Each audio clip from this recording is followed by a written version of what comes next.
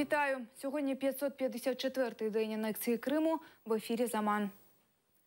Скандальну перукарню в Сімферополі відвідали співробітники Держкомітету з міжнаціональних відносин. Раніше перукар Рустем Цвітов і господиня салону Наталія Радостіна направили скарги в Держкомнац. Між ними спалахнув конфлікт, бо директорка перукарні заборонила своєму співробітнику розмовляти кримсько-татарською і робити намаз на роботі. Всі співробітники перукарні написали роз'яснювальну відносно того дня, коли між ними сталася сварка. Наталія Радостіна також написала скаргу до Держкомнацу. У нее жалобы были, что я якобы всех заставляю разговаривать на крымско-татарском языке, хотя этого не было никогда. Я человек такой, что свои идеи я никому не привязываю.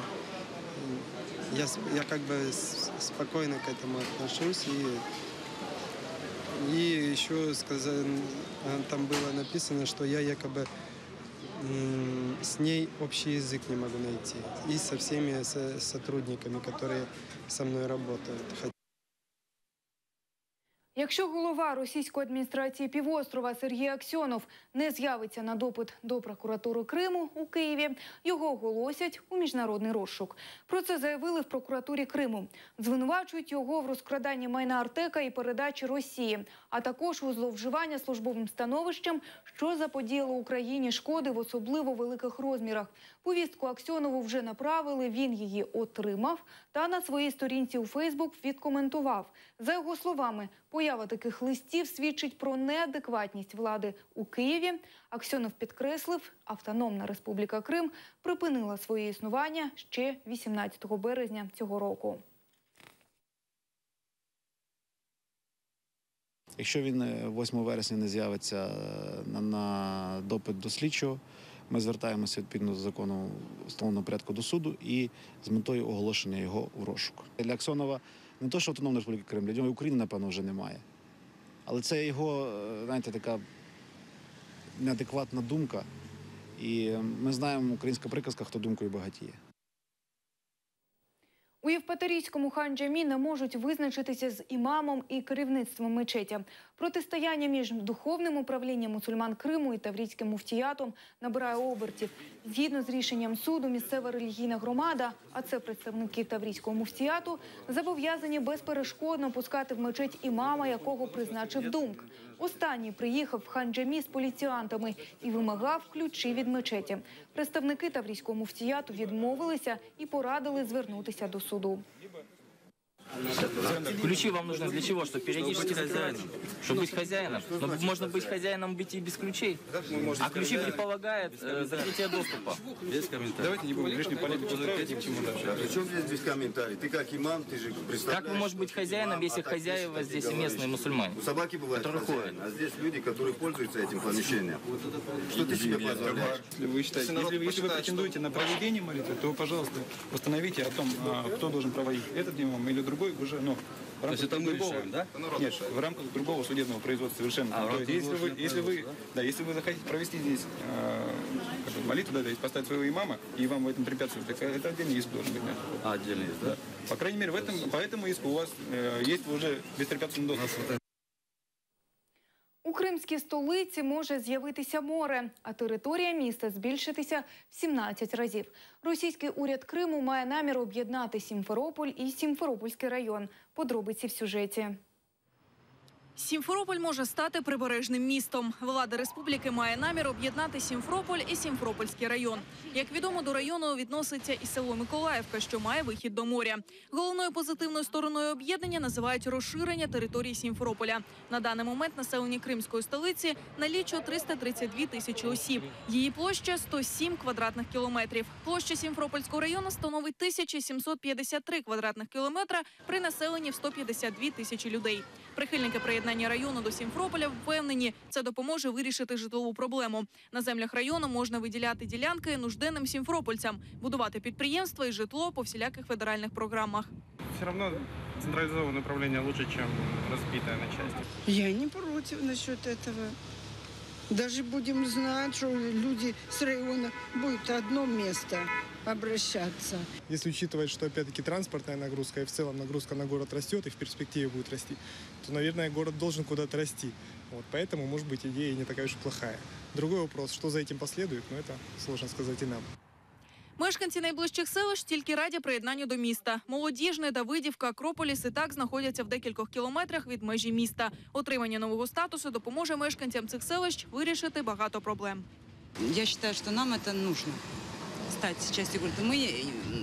У нас такое сейчас положение, мы не знаем, к кому относиться. Ни к поселку молодежный и к какому району. А так будем уже точно знать, что мы относимся к Симферополю.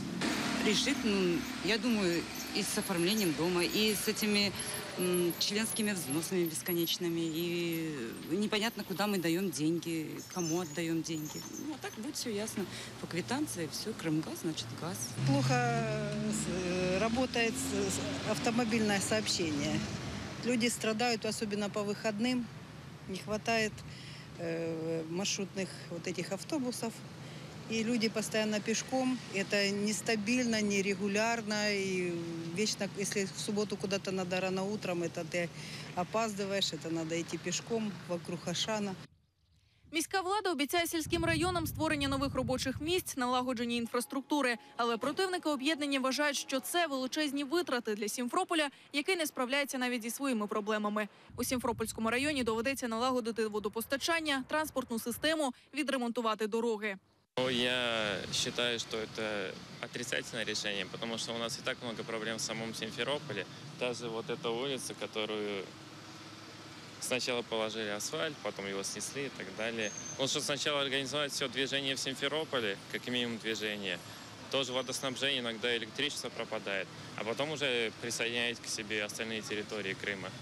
До Сімферопольського району відносяться і віддалені села, такі як Скворцово або Кольчугіне. Багато мешканців таких сіл не рвуться в місто. І якщо зараз зі своїми проблемами селяни звертаються безпосередньо до сільського голови, то після приєднання їм доведеться вставати в чергу на прийом до голови адміністрації, до якого і зараз важко потрапити навіть сімферопольцям.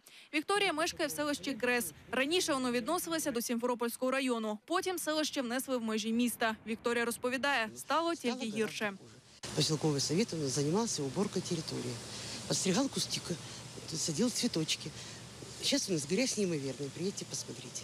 И стало очень плохо. Парк никто не стрижет, никто не подметает, траву не косит.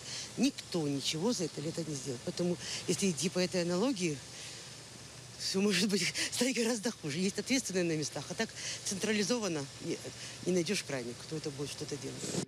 Глава адміністрації Геннадій Бахарєв вважає, що даний досвід об'єднання стане пілотним для старту територіально-адміністративної реформи на території республіки.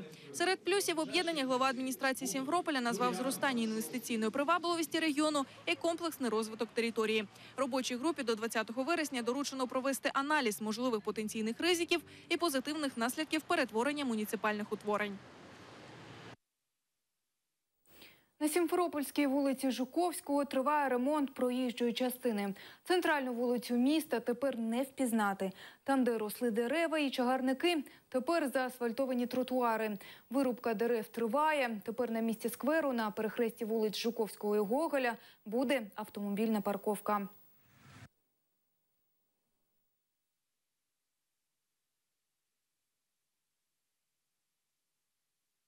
У Криму з 1 жовтня зросте вартість проїзду в міському та приміському транспорті на 20%. Ціна квитка на тролейбус поки рости не буде. Про це повідомила голова Державного комітету з цін і тарифів Російської адміністрації Криму Ольга Ігошина. Так, з жовтня одна поїздка в громадському транспорті в Сімферополі, Алушті, Євпаторії, Феодосії, Ялті, Джанкої та Керчі обійдеться в 12 рублів. У Бахчисараї – 11 рублів. В Армянську, Красноперекопську, Судаку і Саках – 10 рублів. Підвищення тарифів чиновники пов'язують з подорожчанням палива.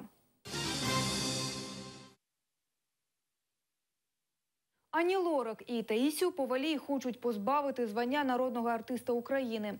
Народний депутат з фракції «Блок Петра Порошенка» Іван Мельничук зареєстрував у Верховній Раді законопроект про позбавлення, цитую, проросійських і просепаратистських діячів культури звання народний артист України. Також цього звання пропонується позбавити Йосипа Кобзона і Ніколая Баскова. А російський співак Олег Газманов виклав у соціальні мережі світлини з відпочинку у Криму. Зокрема, артист хизується фото, де він на тлі воєнної техніки. Олег Газманов є персоною нон-грата в Україні через те, що він неодноразово висловлював свою підтримку діям російської влади щодо агресії проти України та анексії Криму. Росіян закликали бути готовими до сильних коливань рубля. Глава Сбербанку Герман Греф повідомив, що динаміка курсу національної валюти Росії сильно залежить від цін на сировину. Что касается рубля, так же, как и вся макроэкономическая ситуация, она будет очень волатильна. Все последующие годы. Нужно к этому готовиться. Какой будет динамика рубля, я не берусь сейчас предсказывать, потому что это, к сожалению, в нашей стране во многом зависит от динамики цен на сырье. Пока мы пришли к окончанию сырьевого суперцикла, скорее всего, что в ближайшие годы мы вряд ли увидим очень высокие цены на нефть, но я надеюсь, что будет некая стабилизация. Кадри, що зворушили серця всього світу. Тіло 3-річного малюка Айлана Курді винесло хвилями на турецький берег. Десятки тіл сирійських біженців останніми днями знаходять упродовж узбережжя.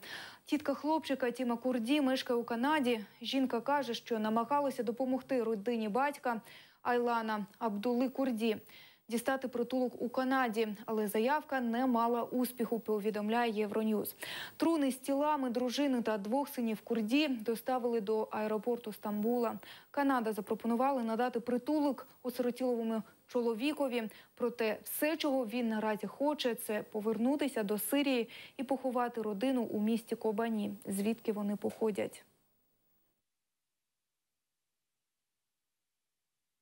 Папа Римський Франциск дозволив священикам прощати жінкам гріх аборту. Понтифік повідомив, що цей дозвіл діятиме протягом Святого року, який розпочнеться 8 грудня цього року і триватиме до 20 листопада 2016-го. Римська католицька церква вперше провела Святий рік у 1300 році при папі Боніфації VIII. З тих пір його проводять регулярно кожні 25 років.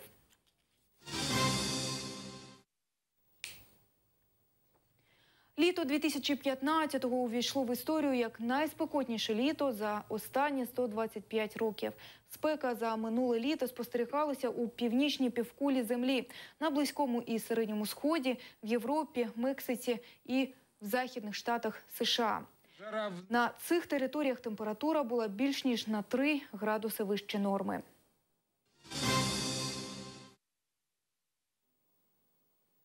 Це все, що встигла підготувати команда «Заман» на цей час. Більше розповість Ельдар Курцейтов за 2 години. Добрих вам вихідних і нехай щастить!